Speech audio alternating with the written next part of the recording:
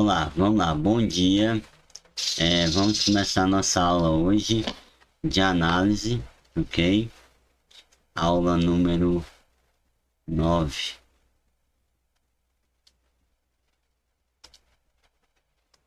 Vamos continuar com limites, tá bom? Vamos continuar com limites. E vamos falar um pouquinho sobre o teorema. Primeiro teorema. O teorema diz o seguinte. Sejam x que está contido nos reais. Aí vai existir funções f, g e h que saem de x, que é o contradomínio, que vai aos reais, certo? E dado que A pertence a x', ele é um ponto de acumulação, certo? Então, se para todo x pertencente a x, temos que um x é diferente de A. Se for um f de x menor ou igual a g de x, que é menor ou igual que h de x, e além disso, claro,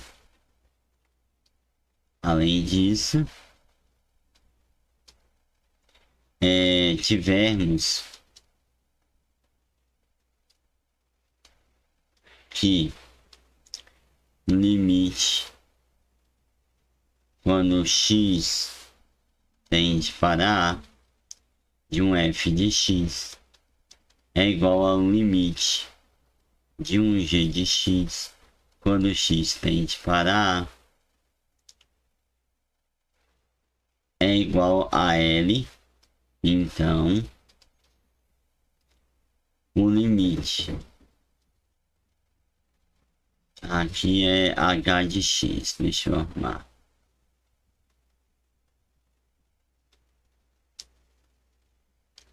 Aqui é h de x, então o limite de g de x quando x tende para A é igual a L. Joia. A demonstração disso aqui vamos fazer da seguinte forma. A gente sabe que, dado um valor pequeno, a gente chama ele de epsilon, certo? E esse epsilon é positivo. Existem vários deltas. Então, um delta 1 maior do que zero e um delta 2 também maior do que zero. Tais que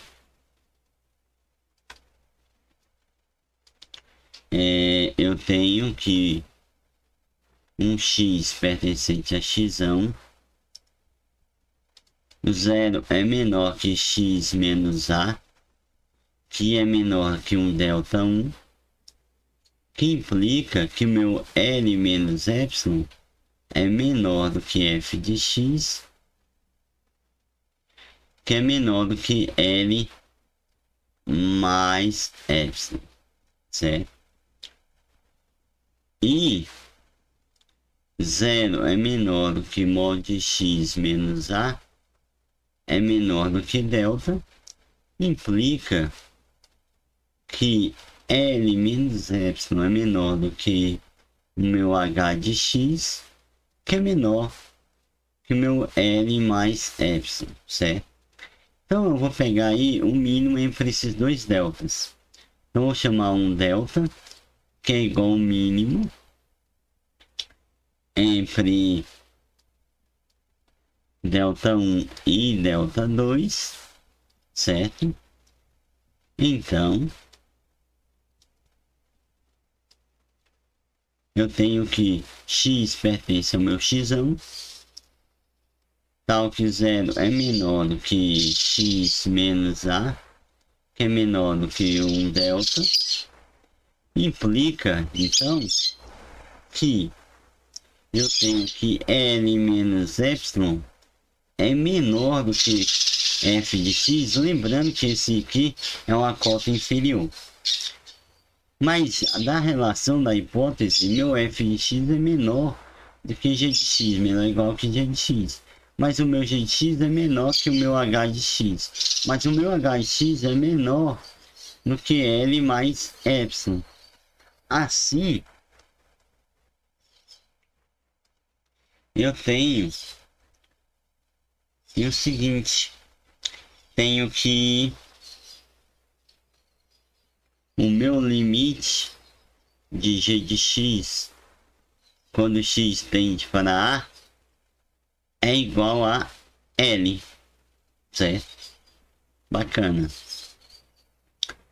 E aí conseguimos demonstrar o fato.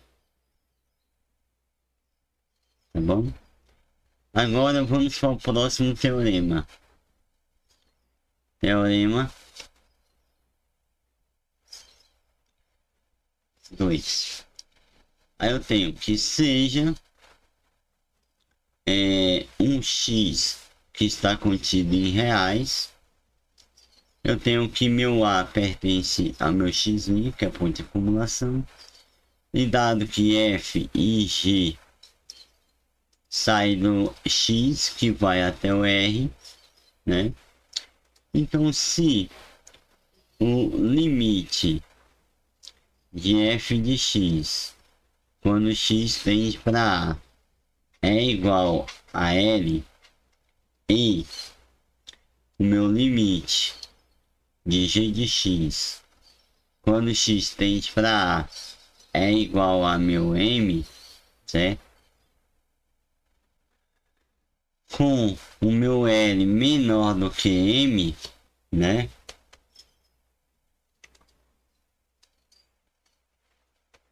Meu L menor do que m, eu tenho o seguinte. Então, que existe, vai existir, né? Vai existir um delta maior do que zero, tal que x pertencente a x, então 0 é menor do que x menos a, que é menor do que um delta, certo? Que implica então que o meu f de x é menor que o meu g de x. Então, esse meu teorema que diz isso. Uma demonstração dele é a seguinte. Vamos considerar o seguinte fato. Se a gente pega um epsilon pequeno, sendo que esse epsilon ele é da forma de m menos l sobre 2. A gente sabe que m menos l é um número positivo. Para ficar bem considerar que é um número pequeno, eu vou dividir ainda por 2, certo? Então esse número é um número positivo. Então eu também sei que o meu L mais epsilon é igual a quem? É igual a L mais M sobre 2, que é igual a M menos epsilon. Se vocês abrirem as contas aqui, a gente encontra esse valor aqui. E assim vai existir um delta que é maior que zero, tal que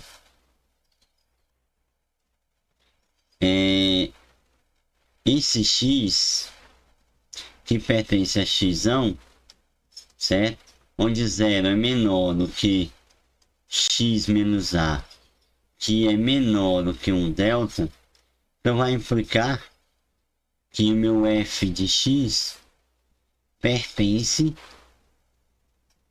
ao meu intervalo L menos epsilon e L mais epsilon, certo? E o meu g de x vai pertencer ao meu m menos epsilon e m mais epsilon, certo?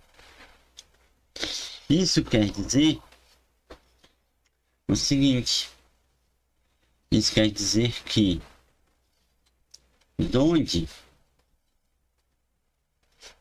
o meu f de x ele é menor que meu L mais M sobre 2, que é menor que o meu G de X. Então tá aí demonstrado o nosso segundo teorema. Mas daí gera corolário, né? Dois corolários, que são o quê? Consequências. Então, a primeira consequência é a seguinte: se o meu limite de f de x, quando x tende para A, é igual a L, que é maior que zero, então existe um delta maior do que zero, tal que o meu x pertencente a x, que zero é menor do que x menos a, que é menor do que o meu delta, que implica que f de x é maior do que zero. Uma outra consequência é o seguinte: se o meu f de x é menor ou igual que o meu g de x, então para todo x que pertence a x, eu tenho que x é diferente de a e o meu limite de f de x, quando x tende para A, é igual a L. Isso quer dizer que tem também que o meu g de x, quando x tende para A, é igual a M. Então, meu L é menor ou igual a M, certo? Bacana, tá válido isso. E agora podemos ir para o próximo teorema. O nosso próximo teorema, que é também muito importante. Hoje a aula vai ser muito teórica, então é bom prestarem atenção. Então, seja que um x está contido nos reais, onde a minha função que vai de x é em reais, certo? E eu tenho que o meu ponto de A pertence ao meu ponto, conjunto dos pontos de acumulação. Eu tenho que, para que o limite de f de x, quando x tende para A, é igual a L, né?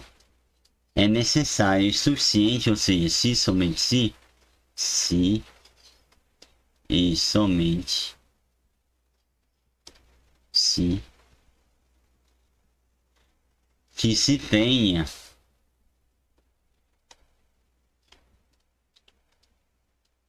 um limite de uma função cuja função tem uma sequência e essa sequência tende para infinito, é igual a L, tá? E para toda a minha sequência,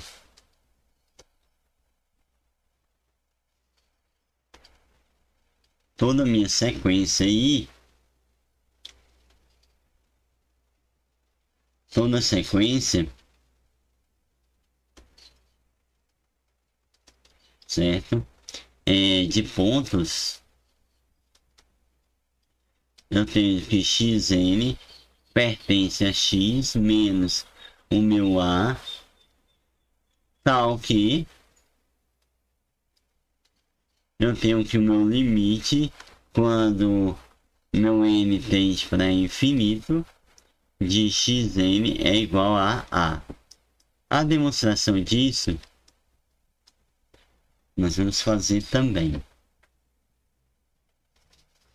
que é o seguinte: eu vou pegar uma sequência, né? Então eu tenho o seguinte, tenho que o limite exista, então suponha que o limite de f de x quando x tende para A é igual a L, e que o meu limite de xn quando n tende para infinito é igual a A também, então que a minha sequência pertence ao meu x menos o ponto A. Então, dado um epsilon maior do que zero, existe um delta maior do que zero, tal que meu zero é menor do que x menos A, que é menor do que delta, e um x que pertence a x implica que o módulo, ou seja, a distância de f de x até o limite é menor do que esse epsilon, certo? Então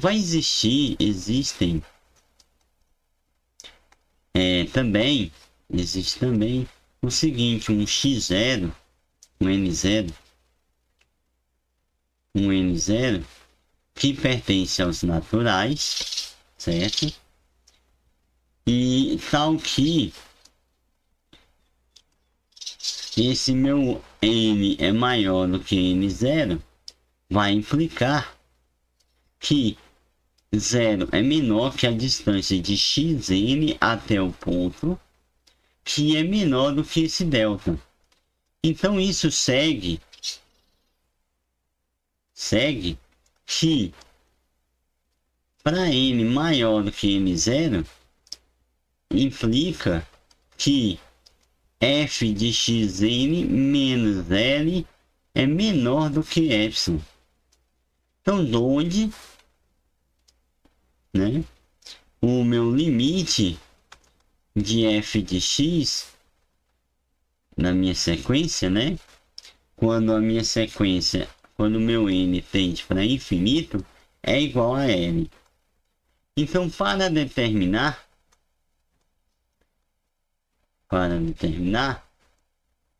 ou demonstrar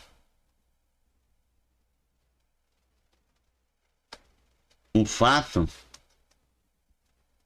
contrário, ou seja, a volta, né? Porque aqui eu consegui a ida. E agora, para demonstrar a volta, o que a gente vai supor? A gente supõe que não tenhamos, não tenha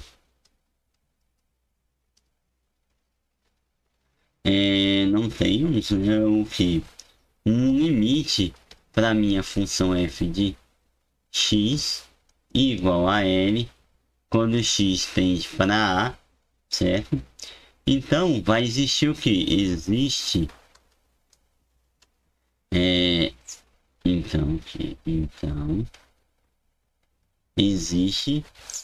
um x maior do que zero, tal que todo o meu n que pertence às naturais, podemos obter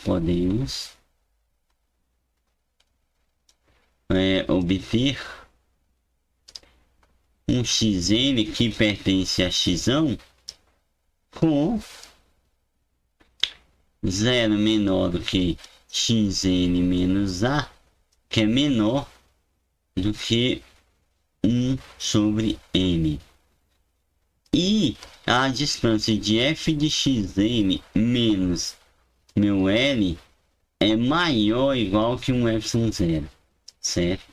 Então, a gente tem o que? A gente tem que xn igual a A, tende para A, né? Não tem limite, mas não tem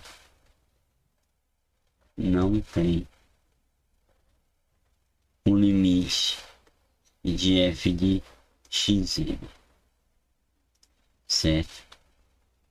Igual a infinito, é igual a L. que é uma contradição. Então, supor que não existe esse limite é um absurdo. Então, é um absurdo. Então, tudo que eu pus na hipótese anterior é verdadeira, certo? Daí, temos um corolário, que é uma consequência do fato acima, né, do teorema acima, que seria o que? Para que exista um limite, é necessário que exista também uma sequência, certo? E independente da sequência de um número de xn, e esse xn menos a, então eu tenho que o nosso limite de xn, quando ele tende a infinito, é igual a a. Esse é o corolário 1. O corolário 2 é o seguinte. Para cada para que exista, né, um limite de f de x, é suficiente que exista um limite de f de x para toda sequência de números, tal que o limite de xn é igual a xn. Então, podem perceber que através do corolário 1 e corolário 2, temos um efeito. Então, com o efeito disso, se tal limite, né, existe, se tal limite existe, certo? Para toda sequência, certo? Dessa natureza, ou dessa ideia que eu falei, que eu expliquei, né? Então, o limite de f de xn não depende, ou seja, não dependerá de sequência xn, certo? Pois, se fosse limite de f de xn igual a L, e o meu limite de f de yn igual a m, que eu com xn e yn pertencentes a x menos o ponto A, né? O limite de f de xn é igual a A, e o limite de yn também é igual a A. E L é diferente de M. E aí formaríamos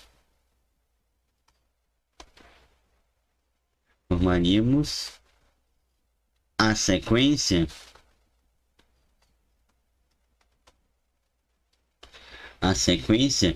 Zn, certo?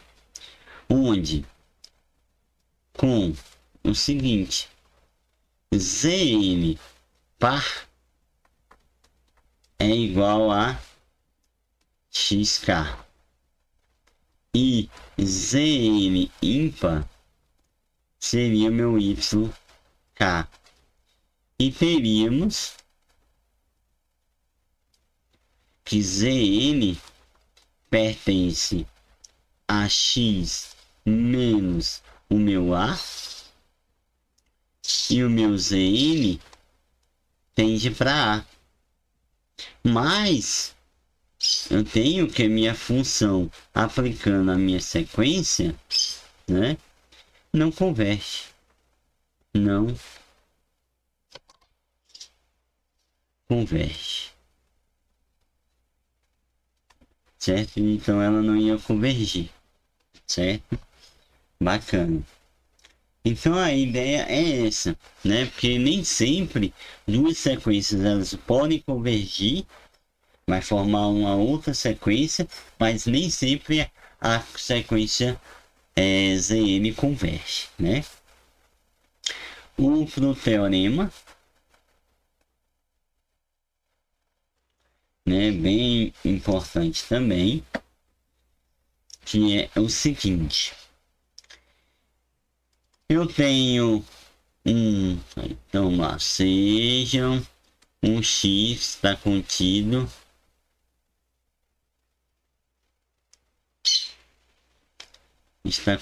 em reais, certo? Onde 1000A pertence a x', e eu tenho que f e g sai de x, que vai em reais, né? Se o limite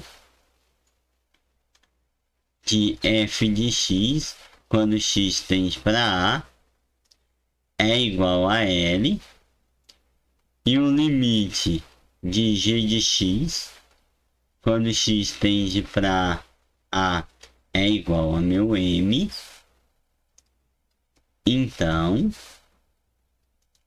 eu tenho que os limites, quando x tende para a, de f de x mais ig de x igual a L mais ou menos M, certo? E o limite, quando x tende para A, de f de x vezes g de x, né? É igual a L vezes M, certo?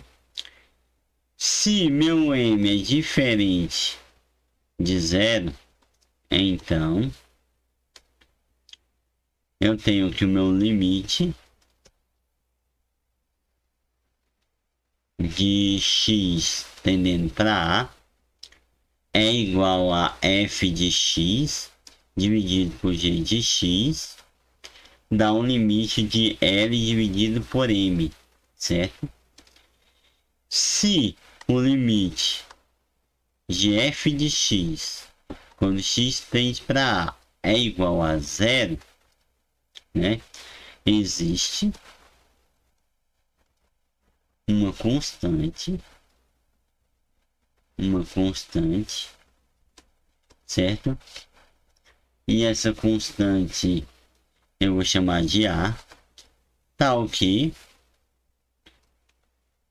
o meu g de x é limitado, que é menor do que essa constante A.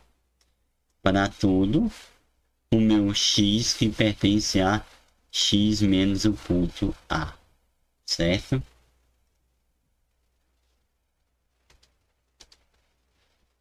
Então, eu tenho o seguinte, que o limite de f de x vezes g de x, quando x tende para A, é igual a zero, mesmo que não exista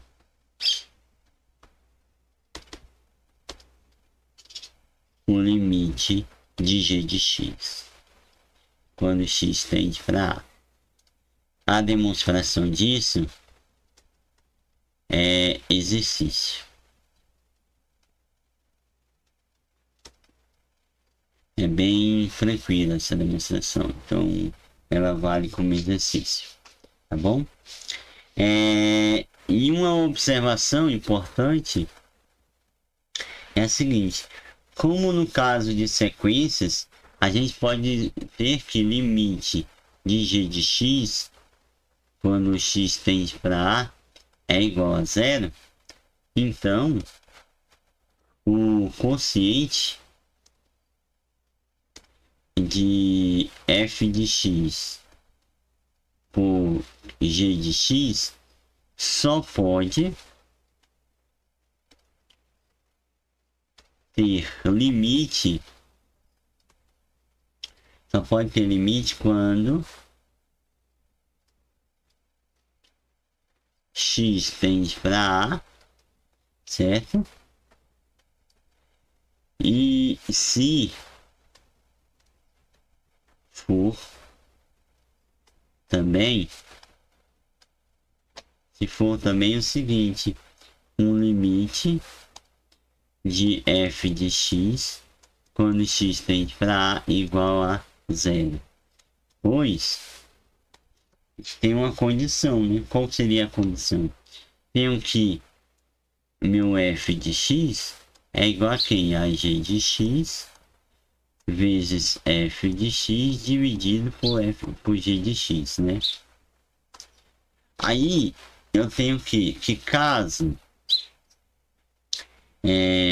o meu limite de g de x é igual a zero, certo? Mas o x tende para a, certo? Mas não vale que o limite de f de x é igual a zero. Deixa eu fazer isso aqui melhor. Que não vale que o limite de f de x é igual a zero quando x tende para a, certo? E aí o consciente disso, né, de f de x dividido por g de x, não pode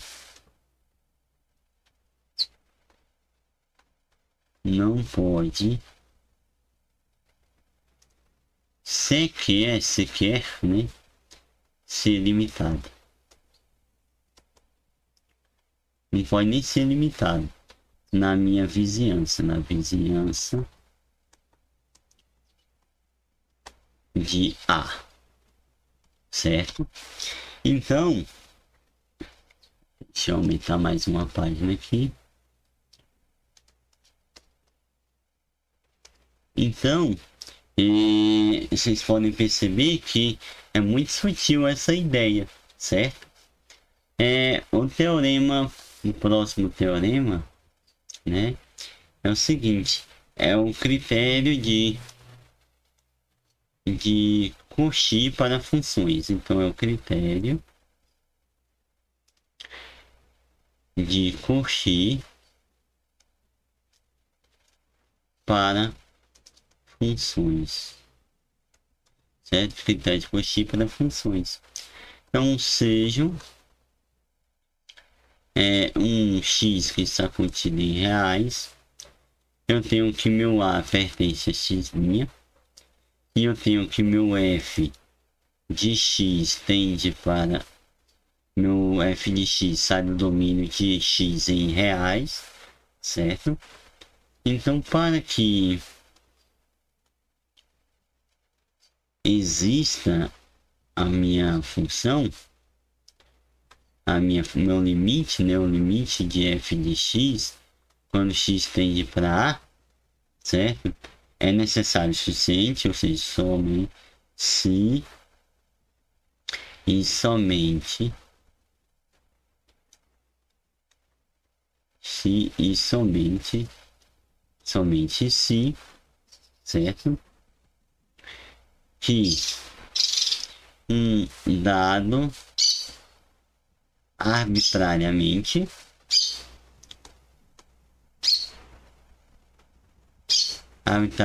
um epsilon maior que zero se possa obter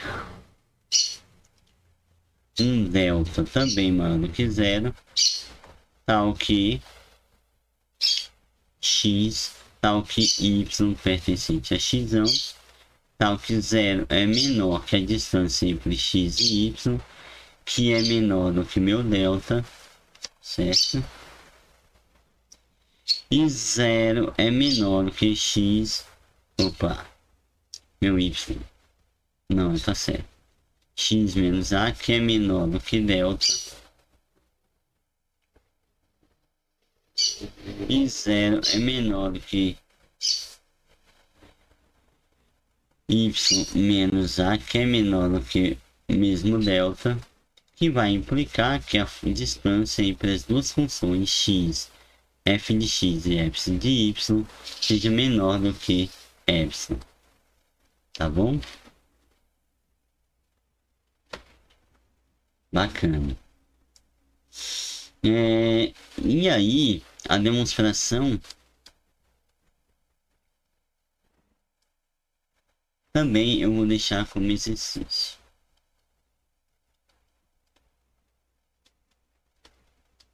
Exercício 2. Vamos deixar aqui. Esse aqui é o exercício 1.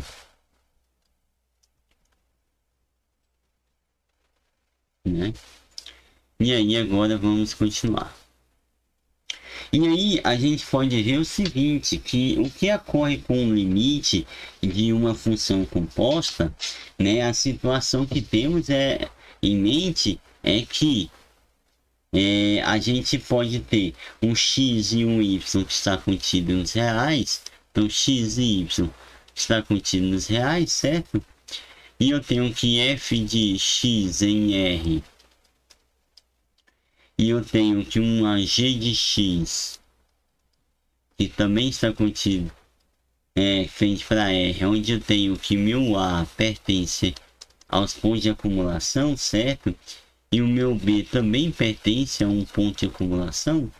Né? Então, que o limite de f de x é igual ao meu B, e o limite de g de y é igual ao meu C, né? Lembrando aqui que aqui o x tende para A e aqui o y tende para B. Tá? Então aqui sempre vai tender para o meu ponto A, né? Para não ficar carregando sempre essas notações, né? Porque é difícil carregar sempre. Então, para que tenha sentido falar no G composição de f de x, né? O que tem que acontecer? Para um dado x, nós temos que supor que o domínio de f de x, vai ser aqui a imagem está contido no domínio de y, né? Da minha função g. Então essa aqui é a imagem de f, está contido no domínio de g, certo? E aí nós temos que como concluir que o limite de um x tendendo a A de g de f de x é igual a quem? Ao C, né? É igual a C.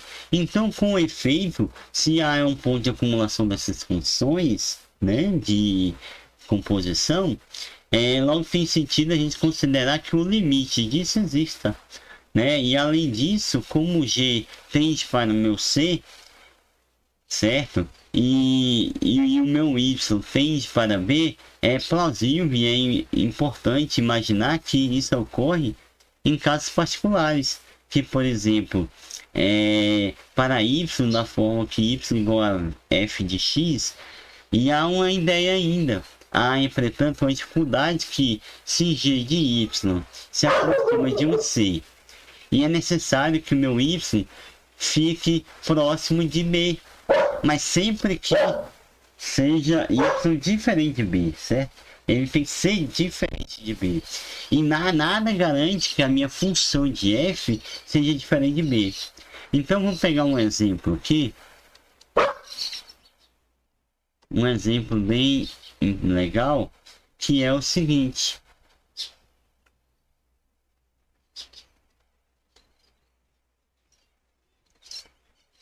Um exemplo seguinte que eu pego aqui, eu tenho uma função que de R em R, de reais em reais, certo? Ela é nula, certo?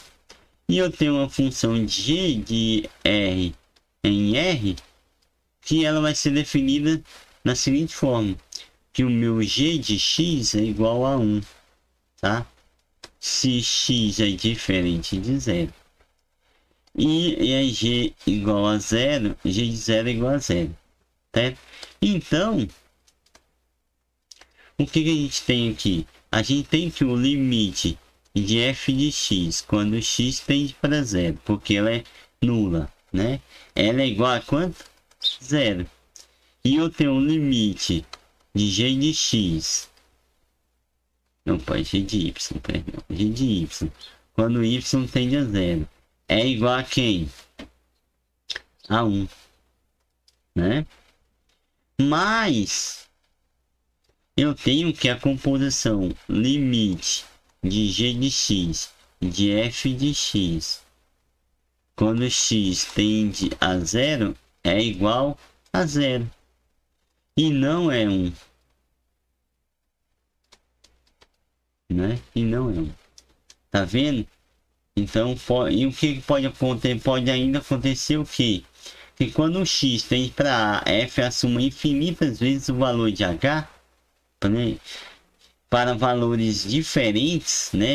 Nesse caso, se eu tenho que o limite de g de y for diferente do limite de g de b, então não existe limite, certo? Da composição, não vai existir. Embora os limites de f de x é igual a b e os limites de g de x é igual a c. Pode acontecer isso, certo? Por exemplo,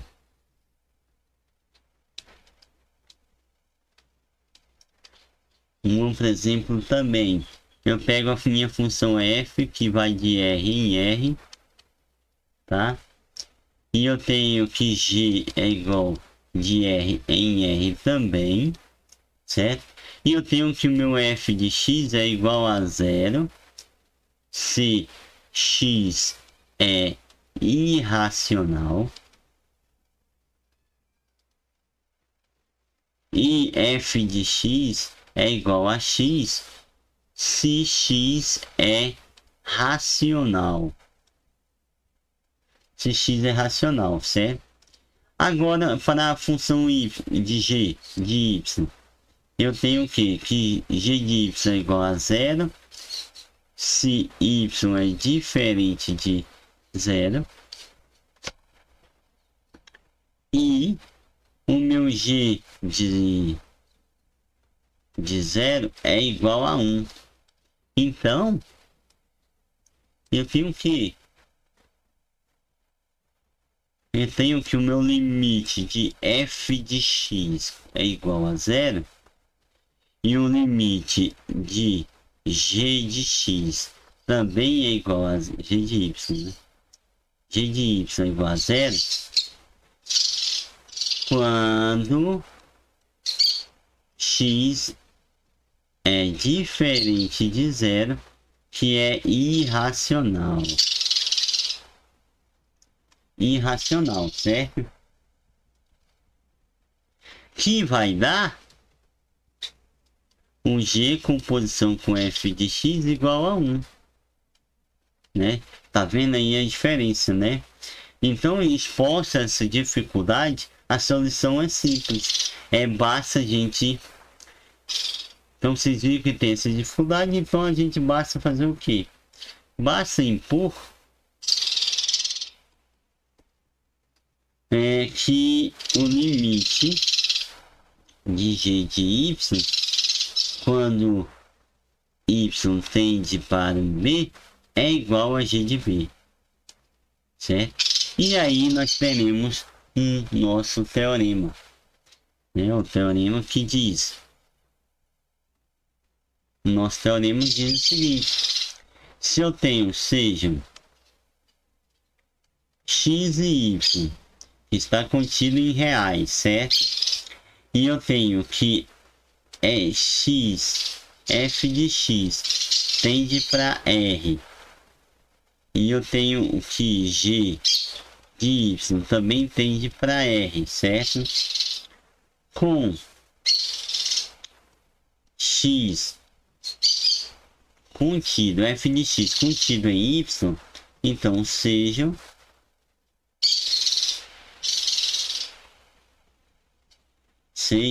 um A que pertence a x', certo? E um B que pertence à intersecção de y, nós temos que, se o limite de f de x é igual a b e o limite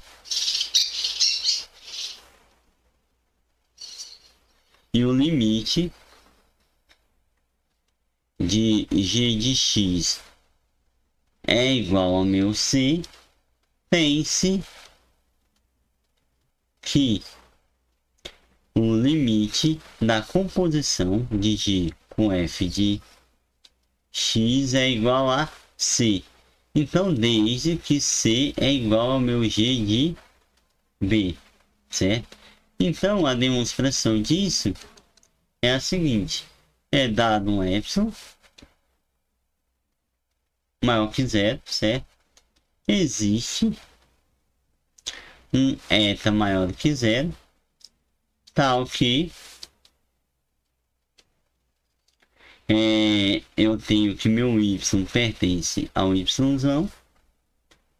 tal que a distância entre y menos b é menor do que meu eta, que vai implicar que o g de y menos um c é menor do que epsilon, certo? E aí não requer que a gente, nosso y seja diferente de b.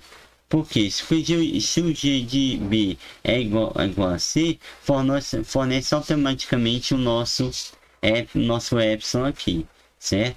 Então, a partir de eta, obtemos um delta maior do que zero, tal que o meu x que pertence a x, tal que 0 é menor do que x menos a, que é menor do que delta, implica que f de x menos b é menor do que meu eta. Então, eu tenho que x pertencente a x, tal que 0 é menor do que x menos a, que é menor que um delta, que implica que a composição de f de x menos meu c é menor do que epsilon, que é o resultado procurado, né? Como a gente queria. Bacana. Então, eu acho que por hoje está bom. Já temos muito material aí para vocês se dedicarem aí na semana. Um abraço, até logo. Obrigado.